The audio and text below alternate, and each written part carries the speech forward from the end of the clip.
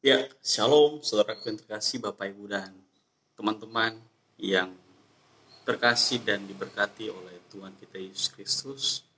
Ya, saat ini kita banyak melihat ya kasus-kasus seperti yang baru-baru viral, yaitu kasus krisisnya agama di negara Nigeria, secara khusus umat Kristen yang banyak dianiaya sampai dibunuh. Dan itulah iman di dalam Kristenan, teman-teman. Dan bukan hanya di zaman kita saat ini, di zaman dulu, ya bahkan di zaman Rasul Paulus sebelum bertobat, mengenal dan percaya siapa itu Yesus Kristus dan bagaimana anugerah Allah dalam kehidupannya.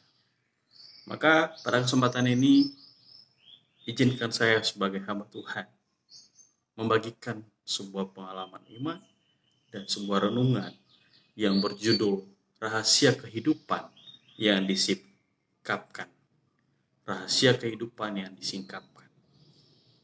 Nah, perlu kita juga melihat dan sadar bahwa segala sesuatu yang telah terjadi dalam kehidupan kita, bahkan yang akan kita rasakan dan yang sedang kita nikmati adalah anugerah kehidupan dari Bapa. Ya. Sebab kita sadar bahwa sebagaimana kuasa maut yang telah merobohkan 3 pilar kehidupan, ya, serta menghempaskan manusia ke dalam kefanaan, ya, kesia-siaan. Demikian halnya anugerah kehidupan dari Tuhan, ya, membawa kembali manusia kepada kehidupan yang hilang, harapan, ya, melalui kehadiran 3 dimensi kehidupan. Pertama-tama, Bapak Ibu dan Saudara terkasih, ya, sebagai orang percaya, orang Kristen, bahkan yang masih belum mengenal Yesus Kristus, ya, kasih Allah, pertama-tama kita melihat sebuah kisah yang ada dalam Alkitab, yaitu kisah anak yang hilang. Ya, artinya kalau misalnya kita ambil kisah anak yang hilang, di sini kita melihat dan mengambil relevansinya, ya, bahwa apa yang ditawarkan sang putra atau sang juru selamat itu, Yesus Kristus, melalui Injilnya adalah membawa setiap kita anak manusia, ya, menemukan kembali tiga pilar kehidupan yang hilang itu. Karena hilangnya pilar kehidupan itu karena dosa kita, ya, dosa manusia, ya, mulai dari dosa manusia pertama yang kita kenal Adam dan Hawa. Kita yang ditebus dan yang dibersihkan akan masuk, ya, akan masuk ke sebuah dimensi kehidupan yang baru. Maka sebuah kehidupan yang baru, yang utuh, maka kita akan dasari dengan sebuah kisah, ya, kisah anak hilang yang disampaikan sang Tuhan kita Yesus Kristus pada perumpamaannya. Ya, bukan hanya kisah pertobatan dalam kisah ini, ataupun kisah penyesalan seorang anak yang berdosa, yang bersalah kepada ayahnya, melainkan sebuah rahasia kehidupan yang disediakan oleh Bapa kita. Ya. Tetapi saudara, perlu dilihat dan diingat bahwa kapan kita, ya, melihat kehidupan kita ini, percaya dan mengambil keputusan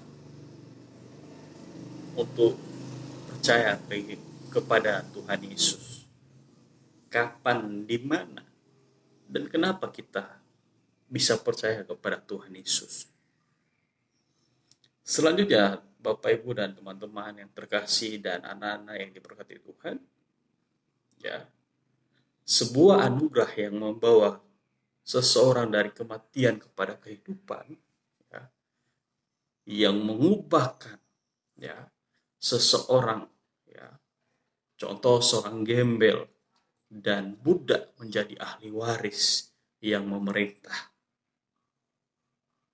Kasih Bapa Tuhan kita Yesus Kristus itu tidak berhenti pada pengampunan dan pemulihan. Ya walaupun sudah kita lihat, sudah kita imani, bahkan bapak-bapak gereja, para pelayan Tuhan, dan kita semua mengimani, meyakini karya penebusan Tuhan Yesus Kristus di kayu salib. Ya, sekali lagi, kasih Bapa tidak berhenti pada pengampunan maupun pada pemulihan hubungan kita manusia dengan Allah. Ya, melainkan membawa kita manusia ini, anak-anaknya ini, menemukan kehidupan yang utuh, kehidupan yang sejati. Ya, bagaimana kehidupan yang sejati? Tentu kita akan belajar di sini. Ya, dalam kisah ya anak yang hilang tadi, di situ kita menemukan ya Bapak Ibu di dalam Injil Lukas, ya, dalam tulisan Lukas pasal 15,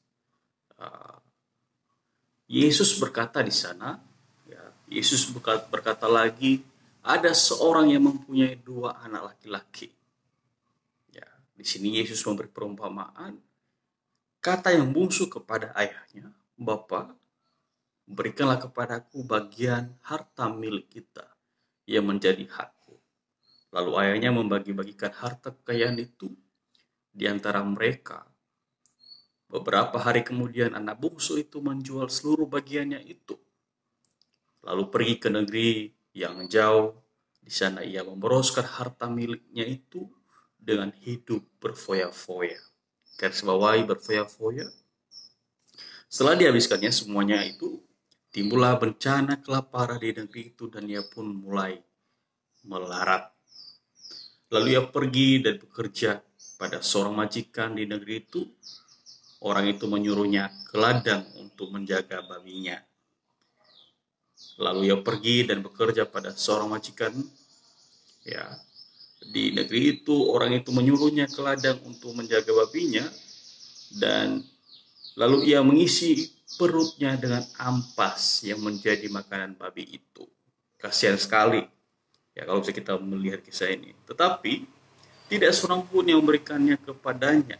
Lalu ia menyadari keadaannya, katanya, betapa banyaknya orang upahan Bapakku yang berlimpah-limpah makanannya, tetapi aku di sini mati kelaparan. Nah, aku akan bangkit dan pergi kepada Bapakku dan berkata ya kepadanya, Bapa, aku telah berdosa terhadap sorga dan terhadap Bapa. Aku tidak layak disebut anak Bapa. Jadikanlah aku sebagai salah seorang upahan Bapa. Maka bangkitlah ia dan pergi kepada bapaknya. Di sini ada yang menarik, teman-teman. Ketika ia kembali kepada bapak atau orang tuanya, ya, ketika ia masih jauh, ayahnya telah melihatnya, lalu tergeraklah hatinya oleh belas kasihan. Ya, ayahnya itu berlari mendapatkan dia dan mendapatkan dia lalu merangkul dan mencium dia. Ya, kata anak itu kepadanya, Bapa, aku telah berdosa terhadap sorga dan terhadap Bapa. Aku tidak layak lagi disebut anak Bapa. Tetapi ayah itu berkata kepada hamba-hambanya, lekaslah, ya, bawa kemari jubah yang terbaik. Pakaikanlah itu kepadanya dan kenakanlah cincin pada jarinya dan sepatu pada kakinya. Dan ambillah anak lembu tambun itu, ya, sembelilah dia dan marilah kita makan dan bersuka cita. Sebab anakku ini telah mati dan menjadi hidup kembali, ia telah hilang dan dapat kembali, maka mulailah mereka bersuka cita. Kisah ini tertulis dalam Lukas 15 ayat 11 sampai 24. Bapak Ibu dan teman-teman, sering dan banyak dibahas dalam kalangan kekristenan kisah ini. Tetapi ketika kita mengalami perjumpaan kembali dengan kasih Bapa kita, orang tua kita, maka ini yang penting teman-teman, Bapak Ibu. Bapa selalu memberikan kepada kita dua macam anugerah yang membawa kita anak manusia menemukan kehidupan sejati. Yang pertama Bapak Ibu, anugerah pendamaian yang membawa seseorang menerima pemulihan hubungan antara kita dengan Allah, sama seperti kisah ini, seorang anak dengan ayah, kemudian pengampunan atas pelanggaran kita. Bapak ini tadi dalam kisah ini mengampuni anaknya, bahkan merangkul, mengasihi, dan memberikan yang terbaik untuk anaknya. Nah, yang kedua Bapak Ibu, anugerah kehidupan yang membawa seseorang mengalami transformasi atau perubahan dalam kehidupannya melalui pemulihan. 3 pilar kehidupan yang hilang dalam kehidupan manusia. Mungkin kita juga saat ini sedang merasa